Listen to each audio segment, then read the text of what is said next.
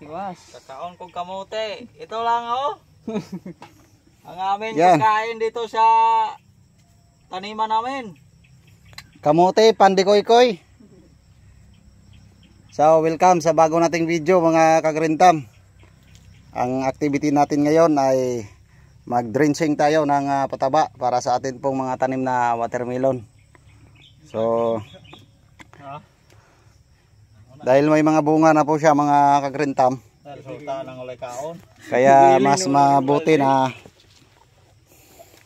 maglagay tayo ng pataba na mayaman sa potassium. Kaya ganyan po yung kulay, gawa ng may putas po yan, medyo kulay pula, putas, triple 14 at saka 1620 yung mixing po natin mga kagrintam. Equal lang po yung ratio mga kagrintam, 1:1. So ito, update tayo sa ating watermelon. Dahil nakuha natin yung atin pong sweet corn, dito na natin inilatag yung ating mga dayami, gawa ng instead na ilagay natin sa pinakapagitan, dito na lang sa pinakadaanan mga kagrintam, gawa ng hindi na po pwede kasi yan, nagpang-abot na yung dalawang linya dito sa gitna. Yung ating sweet corn ay hindi pa tapos harbisin mga kagrintam. Yan, kasi hindi magkasabay yung kanilang gulang sa dahon, sa kanyang bunga. Yung iba, tinira muna natin. Pati doon sa unahan, meron pa yan mga kagrintam. So yung ating watermelon ay may mga bunga na. Ito po yung kanya pong first ball. Hindi na natin tinanggal mga kagrintam, pero yan, tapos na tayong nag side pruning. At sabay na rin yung ating top pruning mga kagrintam. So sa side pruning mga kagrintam, unahin natin dito sa pinakapuno. Ayan, hindi natin hindi natin na simot lahat ng mga side shoots, meron pa. Katulad po ng mga ganito. Ito po yung mga sakir branches ng ating tanim. Sinisip-sip po nila yung mga nutrients na kasama na yung mga pataba na nilagay natin pagka hindi natin ito tinatanggal. Yan. Tapos sa kanya pong branches ay nagtira na lang po tayo ng 2, 3. Yan. Hindi po magkapareho. Minsan 3, minsan po 2. Depende po sa status po ng kanya pong sanga. Pagka hindi productive yung sanga mga kagrintam, yan, automatic tinatanggal na natin. Tapos yung kondisyon naman ng mga sanga, katulad po ng ganito.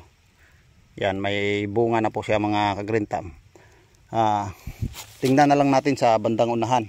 Pagka nagproduce pa siya ng mga bunga, pagka magkakaroon na siya ng 3 bunga o 2, yun, pwede natin yan i-top pruning mga kagrintam para mas malaki yung bunga. Yan, ito po yung atin pong Sweet 16 na variety ng watermelon. So dito sa kabila mga kagrintam, ito meron pa rin siyang intercropping na mais. Ang mais po na ito ay Davao, pang binhi lang mga kagrintam. Pero ang ginawa natin, nagtanim po muna tayo ng watermelon. Pag edad po ng watermelon ng 2 linggo, saka tayo nag intercropping ng mais na Davao. So hindi katulad dito sa kabila. Ayan, nauna po nating itinanim yung ating sweet corn. Pagka edad po ng ating sweet corn ng 20 days, saka tayo nag tanim ng watermelon.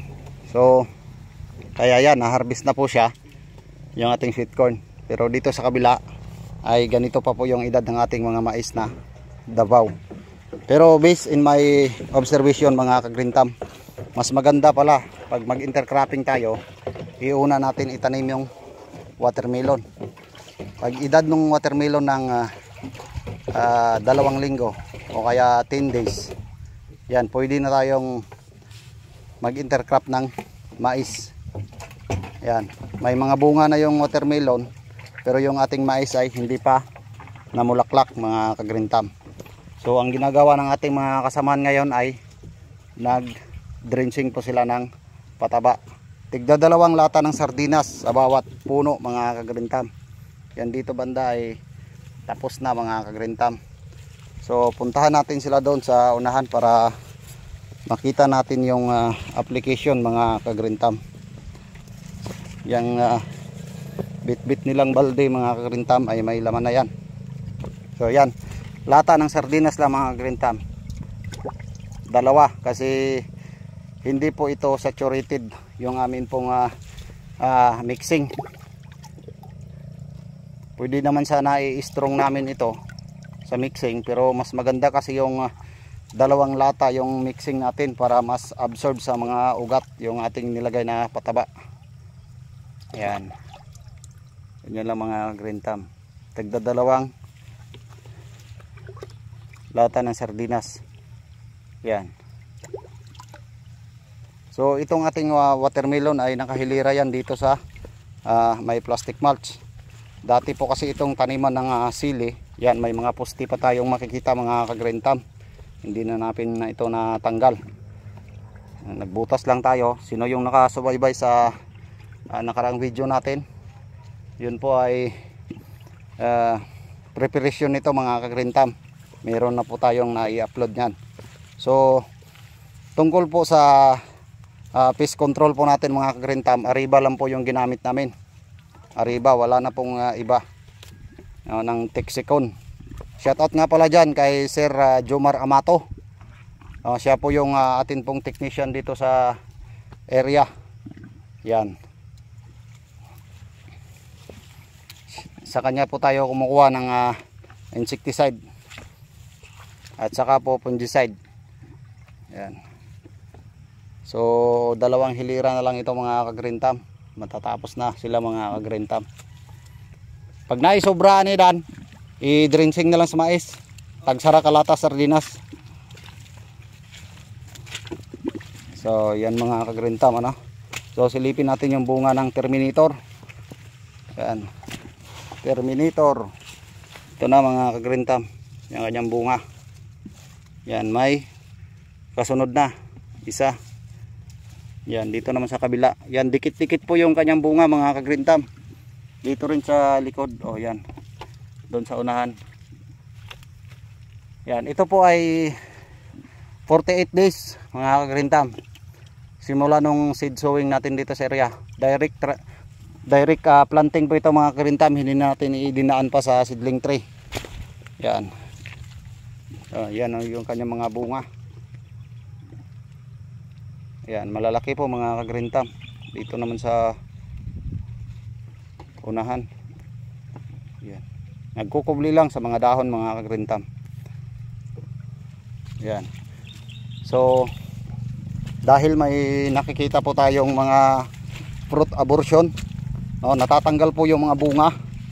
Kaya mamaya magi-spray po kami ng, kung kakayanin, kasi magi-spray pa kami sa amin pong silihan doon sa kabila. Kung kakayanin sa oras namin, magi-spray po kami ng ano nito, Calvo Zinc ng Sagrex Company. Yan. Ang content po ng ating Calvo Zinc ay meron po siyang calcium, boron at saka zinc. Yan. Para po yun sa fruit abortion o yung pagkatanggal ng mga bunga.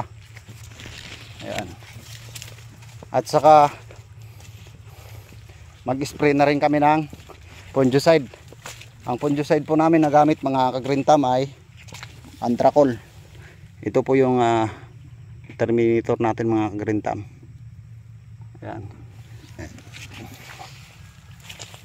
48 days pa po kasi.